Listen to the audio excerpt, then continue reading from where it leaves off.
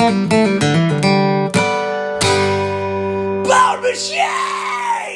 right, today I am walking to Vinegar Hill, Brooklyn.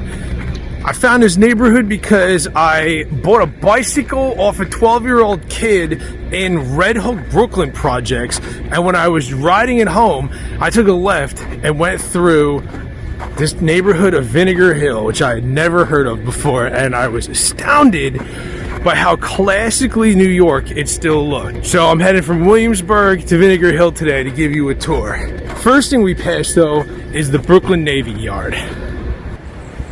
This is an annoying walk from Williamsburg because it's super close, but the Brooklyn Navy Yard is right in between it. So to take a train, this 1 mile would take it like 45 minutes and walking would take 50 minutes. So it's only 30 degrees today. We're hiking to Vinegar Hill. All right, so I'm walking into Vinegar Hill, Brooklyn right now. Behind me you have the Farragut houses, a notoriously bad group of projects. Tucked between the East River, the Brooklyn Navy Yard, and the towering Manhattan Bridge lies one of Brooklyn's smallest and oldest neighborhoods, Vinegar Hill. It's quiet today. This few block stretch has witnessed centuries of transformation, from farmland to industrial hub, from almost being completely erased and now being discovered by the very, very wealthy. So these things you see here in the street that look like cobblestones are not cobblestones. They are Belgian blocks, which are quarried and shaped like this with tools and machines to create a completely even surface. That's why these roads look so good. The rest of New York was paved basically with cobblestones, which are uneven and produce like a kind of like a more rustic or historic feel, but that's why the roads are so uneven. They got knocked out and it's murder to drive your car over. This, I believe, is the only neighborhood in New York City to use these Belgian blocks, and thank God they left them in most of them because it looks cool as hell. Before it was Vinegar Hill, this land was part of a 17th century Dutch farmland, settled during the colonial era of New Netherland. In the early 1800s, the area began to develop as Brooklyn expanded along the waterfront.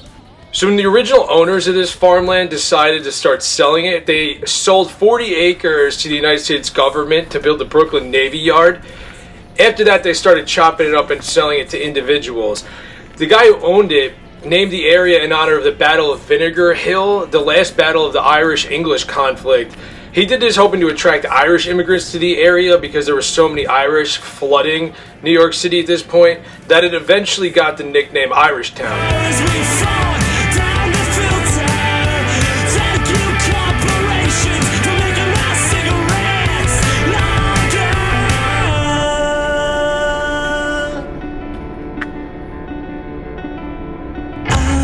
Right behind me is the Commandant's house, possibly the most beautiful house in Brooklyn, sometimes referred to as Brooklyn's Gracie Mansion or the White House. It's been here a long time. Now it's privately owned. It sucks because if you look over here, you see that you're surrounded by, I think, a Con Ed or some kind of electrical plant, which, you know, is not what you want bordering your house. But luckily they have enough property where I don't think the neighbors bother them. This is the only neighborhood in New York City I've ever been to where the birds are louder than police sirens and homeless people screaming in the middle of the street.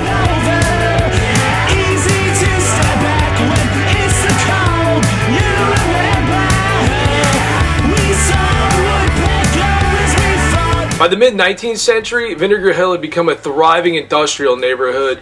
Its proximity to the East River made it ideal for shipping and manufacturing. Warehouses, distilleries, and factories lined the streets, and the workers filled all these row homes you see around it. One of the most significant neighborhoods at the time was the Brooklyn Navy Yard. It employed tens of thousands of workers at its peak. So Vinegar Hill became home to the shipbuilders, laborers, carpenters, and the immigrant families who powered Brooklyn's industrial rise. This neighborhood used to just roll right into downtown Brooklyn, right into Dumbo, onto Red Hook. You could just walk basically one huge neighborhood from one end of the shore to the other.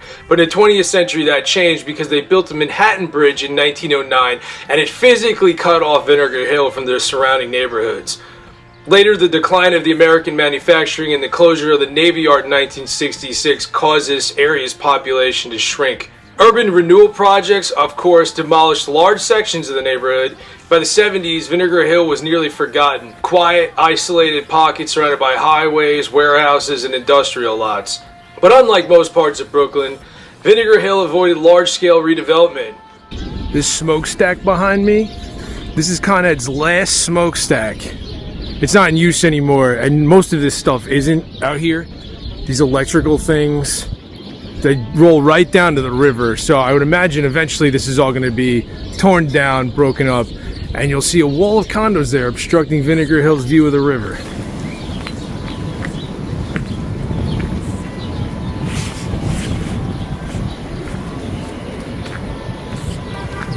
Hey guys. Hey guys. All this shit behind me, all this electrical grid, this is kind of what has kept this neighborhood from being discovered by everybody. But like I said, this is all going to get knocked down soon. This is too valuable, this waterfront real estate. In 1991, it was designated a historic district, so all of this was protected, all the architecture and the cobblestone streets. And now it's home to the artists, the filmmakers, the rich, the moms, the strollers, blah, blah, blah, blah. But luckily, they were able to keep most of this neighborhood intact. And I hope my singing pleases you. It's all I know how to do. When I'm lost, you're home. When you push me, I'll go on. It's a whole nother world that you live in. And I'm done, but I'm leaving. Too late. There's no point. I'm not exactly sure where Vinegar Hill ends and Dumbo begins, but as you can see, as we get closer to the bridges, all the architecture becomes way more industrial and new. So I think, I don't know, maybe J Street's the boundary. Today's the day too that the real Epstein files have been released, so like I'm like trying to talk about architecture, but really what's on my mind is that the entire world's elite are in a cabal of cooking and eating children and setting up intergalactic bases so they could bring homeless youth and use Bitcoin and ship them to space stations where the rich pedophiles can go rape them. So keep that in mind while we're walking around Vinegar Hill. You say you quit. Drinking. You shot some vodka. This I didn't even know was here. I just stumbled upon it. It's called the Dorji Ling Buddhist Center. There's nothing too crazy about it. It was established in 1991 as the Tibetan Buddhist Center. Follows the Janyang lineage, and it serves as a spiritual site for meditation and teachings. And sometimes it's open to the public to go and pray. So that's the Buddhist temple. We're all watching the news. We're watching the show. Calling you. Why do you have to entertain everyone in New Jersey? I got a copy of Naked Lunch you can read. You're lost in an ocean of bikinis. September to June. I'm your everything. And I hope I'm headed out of Vinegar Hill. I'm going to try to hang the phone over this fence and see if you can see the back of the Commodore's house. The Commandant, whatever. There it is.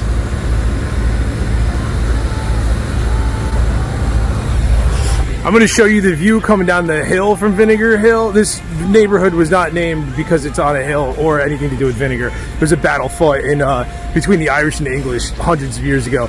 But you can see it's tucked away back here, right? Nothing, just the wall. And then look at this direction when you're rolling into the downtown Brooklyn. Boom. So we're super close. It's amazing that this place has escaped development. I'm sure it was hyper gentrified like immediately as soon as Brooklyn started being cool, because everybody, even though the facades all look like shit, I'm sure the insides are billions of dollars. The rich people keep it looking like that so we don't burn their places down. So that's it. One of the best preserved neighborhoods in Brooklyn, one of the most beautiful, couple square blocks sandwiched between the river and Con Ed building, the Wegmans, and Dumbo. Hope you dug that. I'm lost, you're Yo, what's up, guys? It's Scott Laudati. I just wanted to say thank you for watching that video, and I hope you enjoyed that walk through Vinegar Hill as much as I did. I love that neighborhood.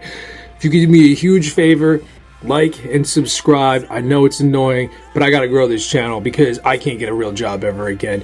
If you want to help the channel, I got my books for sale in the bio part down below.